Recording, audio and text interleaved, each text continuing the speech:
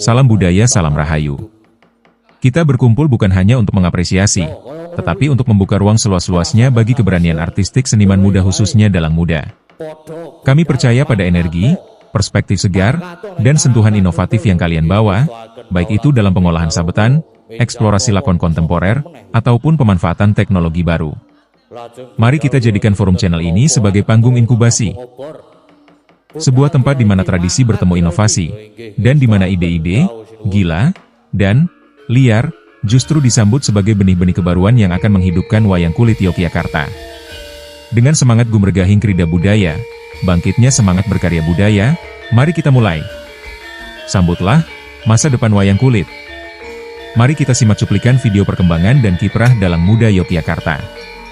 Pagelaran wayang kulit Ki Gading Pawukir dan Karawitan Pawenang. Jangan lupa dukung selalu channel Heru Nugroho Official.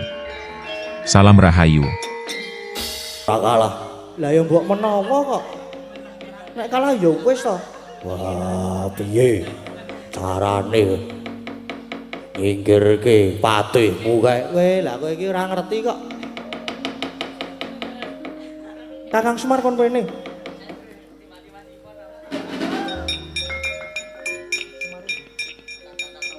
Bar, dekol kula.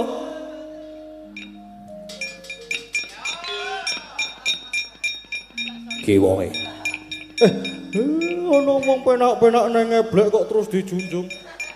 Pripun Ndara? Kakang Semar. Kula. Patihku kae karo tumenggung wadya balaku kae ora bakal iso kalah yen ora mungsuh karo Kakang Semar.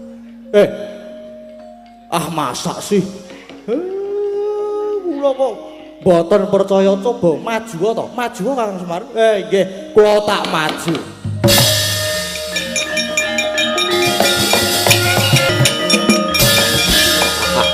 Semar maju perang arep ngopo? Arep kowe iki macak badut, kowe arep macak dadi kaktus. Kowe arep macak dadi gotri. Aku ora bakal pangling karo kowe. Ana patih kok jarike mambu oli iki. Kamangka anakku sing ambune oli buka bengkel ning omahe iki mung Petruk. Waduh, mati.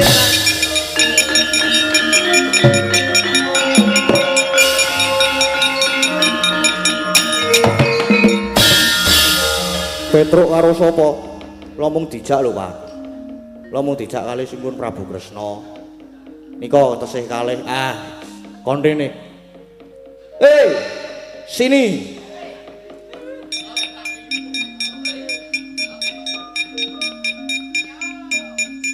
Iki yo kok.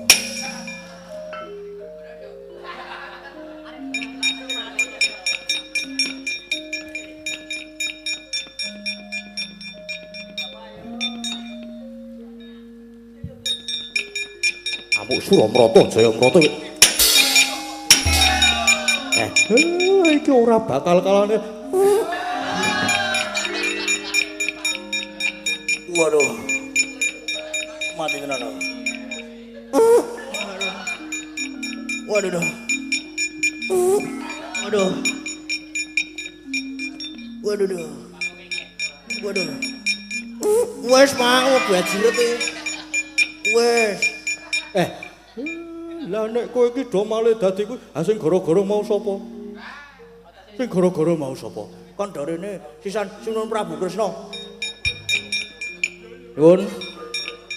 Sinuwun Prabu Kresna aturan tindak mrika. Napa? Mau aku wegah aku. Isin aku jane iki. Pun to, mriki to.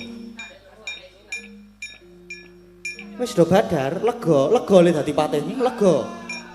Ngon jenengan sing ngejake kok. Kok le. Kowe do pindah rene. Do pindah rene.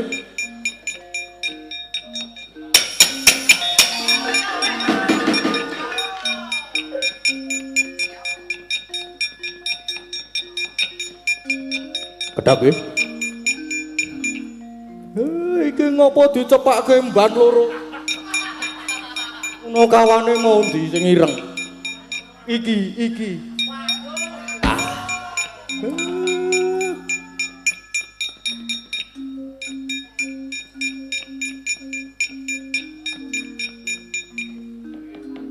Aku ngaturke panuwun ya. Wis do gelem bantu marang aku. Ngrekoso tenan. Pun mboten apa-apa penting bayari mundak. Ya, wis tak undake. Wis tak undake. Kowe iki do salino iki lakone wis arep rampung. Oh, nggih, ngesoake dawuh.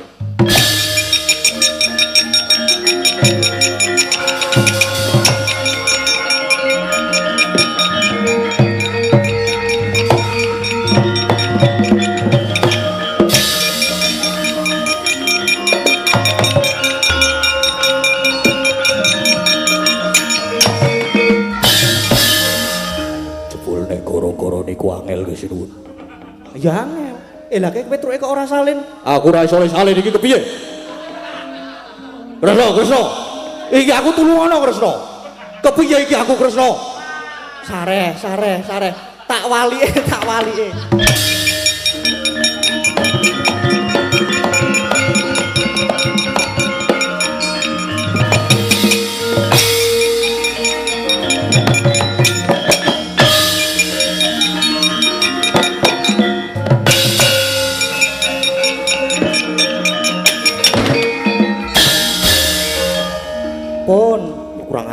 Kurang ajar kowe iki. Kakangne kon malih dadi Petro kon gara-gara kowe. Ora iso nembang aku iki Kresna. Ha nggih nyuwun pangapunten nggih. Apa kebutuhan lakone? Iki jane iki lakon apa iki? Kula nggih mboten kula garape kalih mumet tok. Wah, jane Kresna rusak iki. Mulih matur.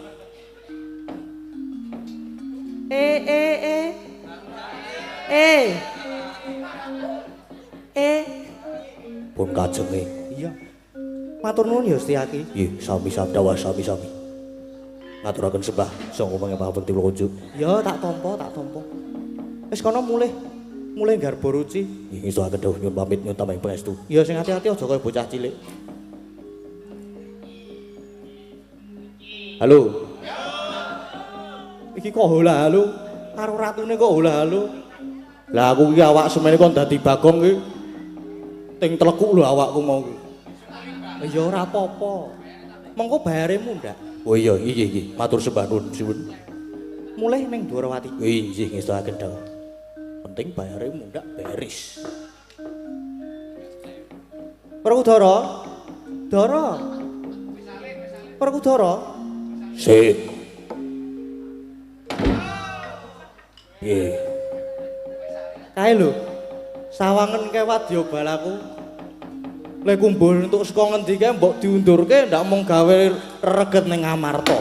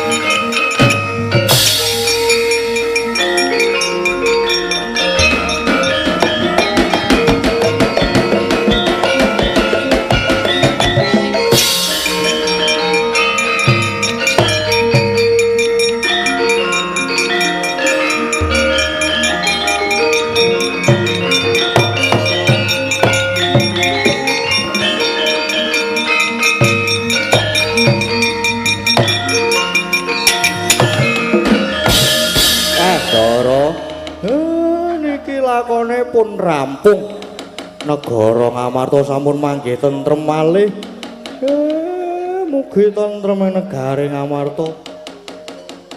Ugi tentrem kalurahan Wirogunan.